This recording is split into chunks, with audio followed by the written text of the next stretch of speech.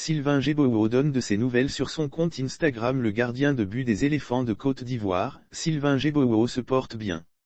Un peu en retrait du fait de l'affaire dopage qui lui est reprochée depuis quelques mois, le joueur qui est toujours en attente du verdict de la commission de discipline de la FIFA, donne de ses nouvelles. Bientôt le retour sur le terrain. Sylvain Gboo annonce son prochain sur le terrain. C'est l'information majeure qu'il a laissée sur son compte Instagram le dimanche 3 avril 2022. Psaume 24. Bientôt le retour sur le terrain, a-t-il posté. Sylvain Gboo est impatient de retrouver le terrain, son champ de prédilection, ses amis, la chaleur des supporters, le stress et les grandes émotions des matchs. Il l'a plusieurs fois fait savoir cela dans ses Facebook Live. Que se pointe-t-il à l'horizon pour le gardien de but du Walkit FC concernant la décision de la FIFA, qu'en 2023, sa titularisation, quels seront les effets collatéraux de son retour en sélection? Piqûre de rappel, la carrière du portier ivoirien a pris du plomb dans l'aile depuis cette affaire de dopage qui l'a fait manquer la Coupe d'Afrique des Nations 2021 et les récents matchs amicaux de la Côte d'Ivoire contre la France le 25 mars au Vélodrome à Marseille et le 29 mars au Wembley.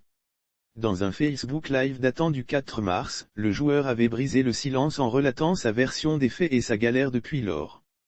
Patrice Baumel m'a demandé de faire des examens de vue. Ce que j'ai fait en étant accompagné des médecins de l'équipe nationale comme le stipule le règlement de la fédération. Psaume 24. Bientôt le retour sur le terrain. Selon le rapport du médecin qui m'a reçu, je n'avais pas de problème de vision. Il m'a seulement fait savoir que le sang n'arrivait pas à bien circuler dans les veines au niveau de l'œil droit. Il m'a donc prescrit un comprimé que je devais prendre sur 3 mois, soit 2 comprimés par jour. En effet, le comprimé en question contient une molécule interdite par la FIFA. Ce que j'ignorais, et c'était de la responsabilité du médecin de la fédération qui m'accompagnait de me le faire savoir. Ce qui n'a pas été fait. Lire aussi élection à la FIFA, l'Assemblée Générale Extraordinaire s'aligne sur les recommandations de la FIFA. Le joueur relate ses difficultés du fait de cette situation. Cela fait 3 mois que je suis sur le carreau. Je me bats seul. Cette fédération qui m'a mis dans ce problème me laisse me débrouiller tout seul. Je laisse Dieu en juger.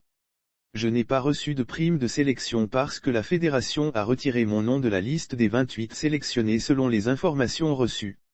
Mes frères ne travaillent pas. Je dois m'occuper de ma famille. Cette sanction provisoire continue encore. Je ne travaille pas. Je me sens seul, a-t-il fait savoir.